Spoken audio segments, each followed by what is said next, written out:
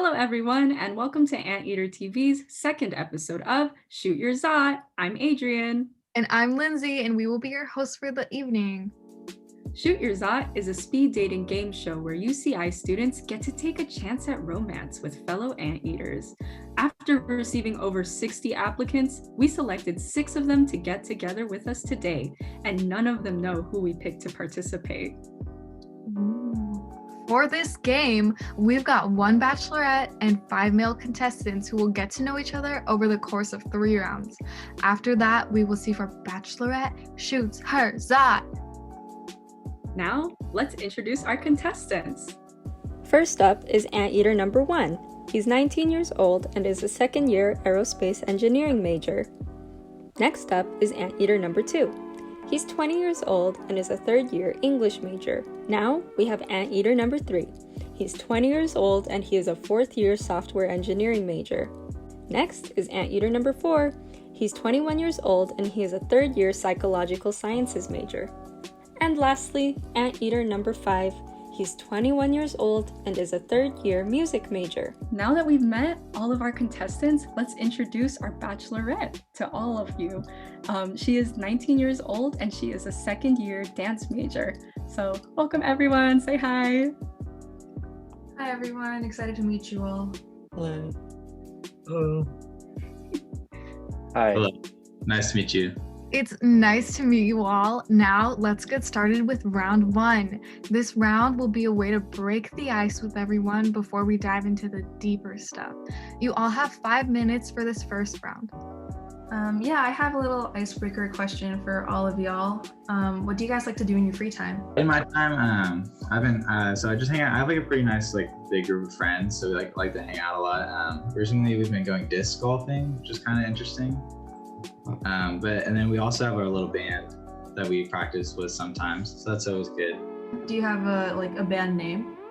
Yeah, it's called Jimmy and the Neutrons. I'm sure you can guess where we got. I'm sure you can guess where we got the inspiration from.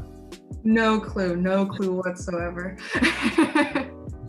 Let me first say, number 1, that's like the smartest name I've ever heard for a band. As for me, whenever I have some downtime, I just like to go to my community park and just go jogging. For me, before the pandemic, I used to go to restaurants or theme parks with my friends, but for the past 9 months, I've just been practicing guitar and playing drums and hoping to upload some cool guitar and drum covers on YouTube. In my free time, I really like to practice and make music. I spend a lot of time doing that, which is thankful for my major is music, or else I'd be very bored in class. And also I really like watching movies and reading books. Okay, so time is up for round 1. We're now moving to round 2. In this round, our Bachelorette will turn her camera on and finally introduce herself to you all. Then, she'll ask questions that each of you will answer one by one. When it is your first turn to answer, turn on your camera and introduce yourself. You have 10 minutes for the second round. Okay, Bachelorette, go ahead and introduce yourself and ask your first question. I'm Nathania. I'm a second-year dance major. And my first question is, when it's safe to travel again, where do you want to travel? All right, hello everybody. My name's James, and I think the first place I want to travel, definitely back to Irvine, because so many people that I'm missing around there. But if it was gonna be something other than Irvine, then maybe Mexico or something. Just go out for a weekend with my friends, just have a good time, party maybe a little bit, but yeah. Hi, I'm Kyle. I'm assuming I'm going with the same question, right? Okay, cool. If I was traveling, I'd honestly go to Ireland. I went there in 2016 for one of my cousin's weddings. It was the most random thing. And I'm normally more of an indoors person, but that place kind of resonated with me. It's a very outdoor green space. And I totally don't consider myself an outdoors person, but when I'm there, I totally feel like an outdoors person. So I'm enchanted with the whole area. I'd probably go to Japan, probably because the culture is so much different there. And I'm also planning on studying there next year. So if the pandemic dies down, I'm planning on studying abroad there. Hi, I'm Francisco. I'm a psych studies major, and I'd say the first place that I would want to visit once everything got better would probably be Arizona. I've never been there before, But I hear it's really nice, and I hear the people are like really cool there too. When it comes to traveling, it'd be nice to just have a cup of coffee in a cafe again.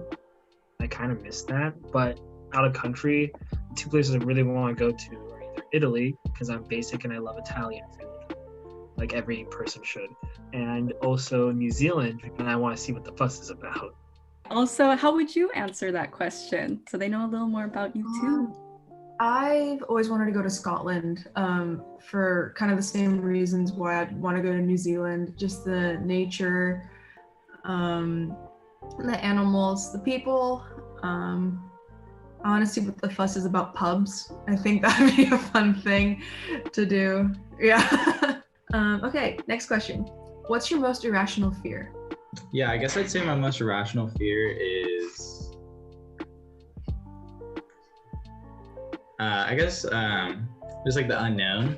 I guess those aren't really irrational, but like if there's like something that I'm going into that I just don't really know what it's going to be like, that kind of makes me a little nervous. Or if it's like, you know, like a really dark forest at night and you can't see anything and there's unknown things, that's a little creepy. I have an irrational fear of probably drowning, I think. Like, it's irrational just because, like, I know I can swim and do dog paddle. And I'm, like, totally chill and everything.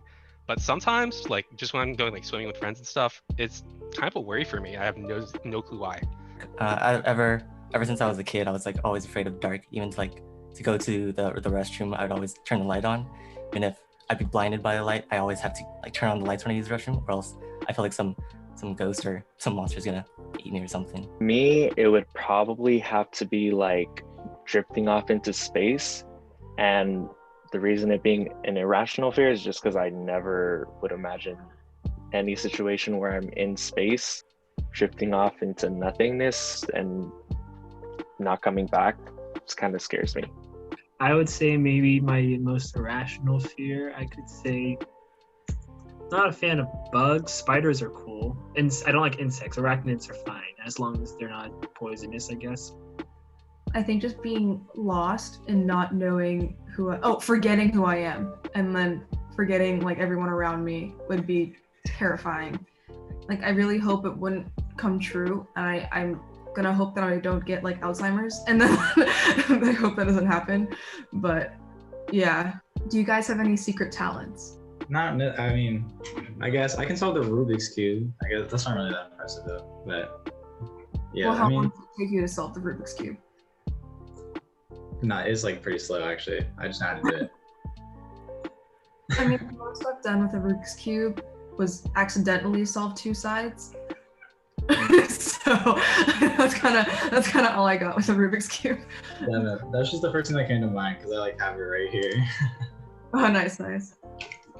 I think my secret talent might be, it's the sport I do, fencing, to be honest. It's such like, okay, not to be like elitist, but it's kind of like obscure. And sometimes when I mention it, it's not like a thing that people understand right off the bat.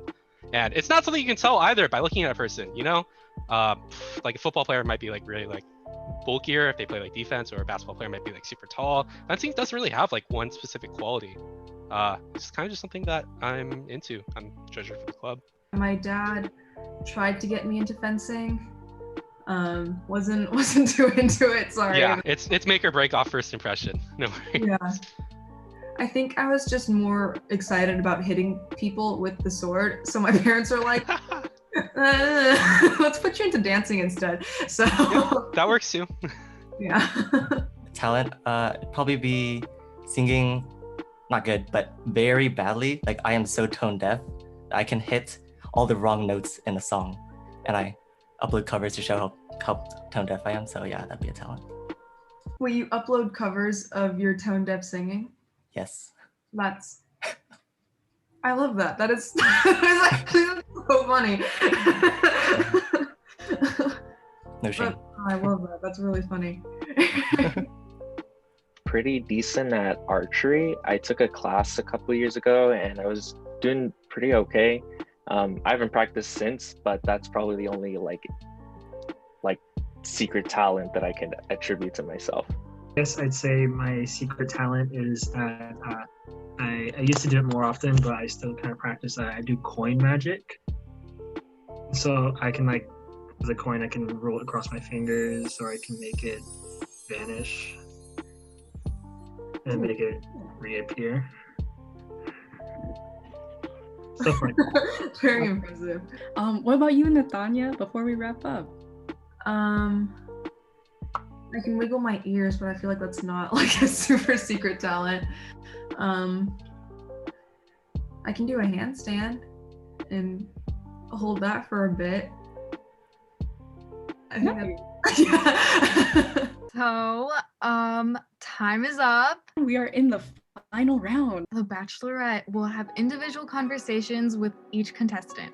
That way, she can get to know them on a more personal level. You have 15 minutes total for this round and make the most of it. So, Nathania, go ahead. Where do you guys see yourself in 5 years? Yeah, so obviously, like we mentioned earlier, I'm an aerospace engineer. So I'm hoping to graduate and then see where that takes me. Hopefully, possibly into the Air Force to become a pilot. But as for right now, I'm looking at actually internships at a couple companies like Alaskan Airlines and places, and trying to like get some connections that way. So probably doing something like that in 5 years.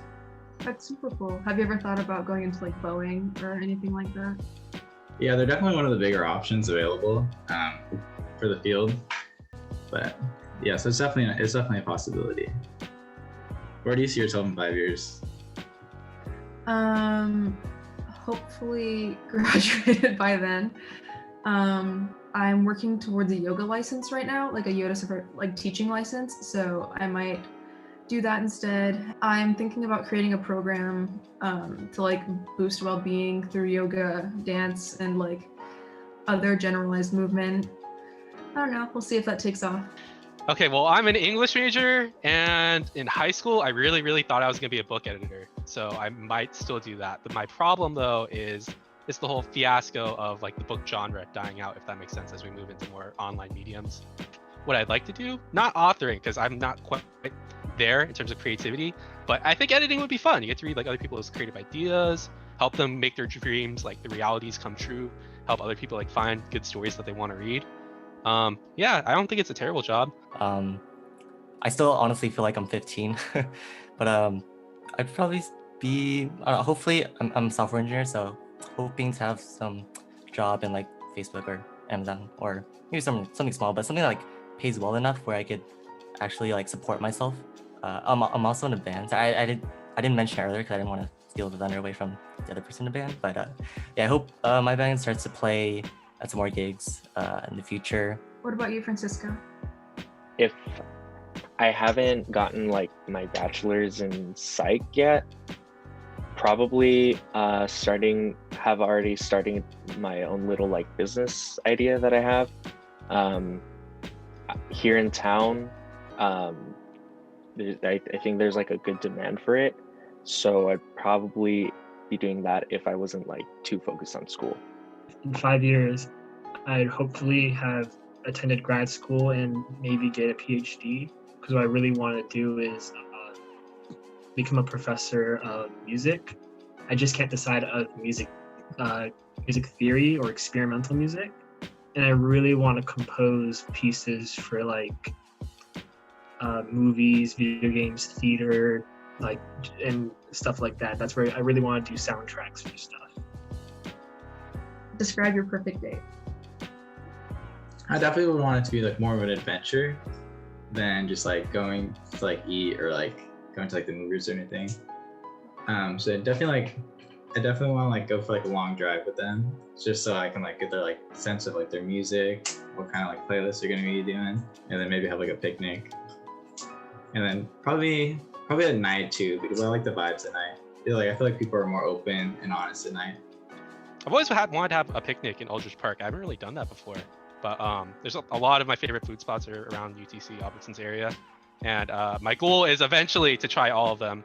It'd be kind of nice just to relax. You know, I'm not super like, we need to do this, and like 15 activities for the perfect kind of thing. I'm more just like, oh, one area, kind of just do whatever. For me, I'd probably say I'm more of a night person, so like those night markets. So I went to like the 626 night markets a couple times. Those are very fun to go to. Just walk around, try very exotic foods, And see, there's some bands that played there too. That's pretty fun. And you get, there's like little plushies there of everything. And it's kind of expensive, but it's honestly, in my opinion, worth the experience. I'm the outdoorsy type. I just like being outside a lot, especially in the sun. But for like an ideal date, I'd say probably a night out on the town, just go like sightseeing. That's what I love. I just love the scenery of nature. It's just so beautiful. So I'd probably include that into like an ideal date. Something that I think is important is doing something that it doesn't require a lot of like concentration, because the most important part is getting to talk and getting to know each other, because the thing is, that's the most important part, is actually understanding each other. But I forgot the name of this one of those shopping centers near the beach that has like a thrift store and hipster shopping malls. That's it. Yeah. How would you respond to that question, Nathania? I definitely agree that talking a lot is one of the key things of a date. Long drives are great. Donuts are great. I like the idea of just like finding a good scenic area, maybe taking a trail to walk to that area, sitting down for like a little picnic. Pretty much just combining all of their answers into one big jumble would be perfect. Yeah, awesome. So thanks for responding, everybody. Y'all have excellent date ideas. So we have hit our time limit. So round 3 is up, and we will now go into individual breakout rooms to see if our Bachelorette and any of our contestants want to shoot their zot with each other. After the break, we will reveal if Nathania has met her match or missed her zot.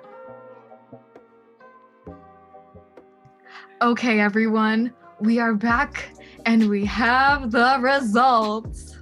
Right? Moment of suspense. Drum roll.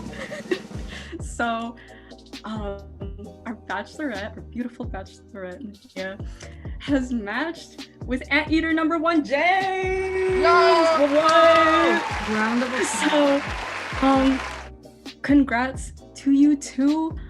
Thank you to everybody though for still shooting your zot and for still having the courage to do a game like this. You're still really appreciated, and you all had very interesting things to say. Like, y'all are super cool people. So, Nathania and James, you got anything to say? I just wanted to say that it was like super nice meeting all of you guys, and I actually had trouble picking, so I guess take that how you will. But yeah, I definitely had a great time tonight. I'm thankful for this opportunity, and it's a good time. Anybody else want to share any last words before we wrap up? It's a really fun experience, and I'm glad I was able to be a part of it.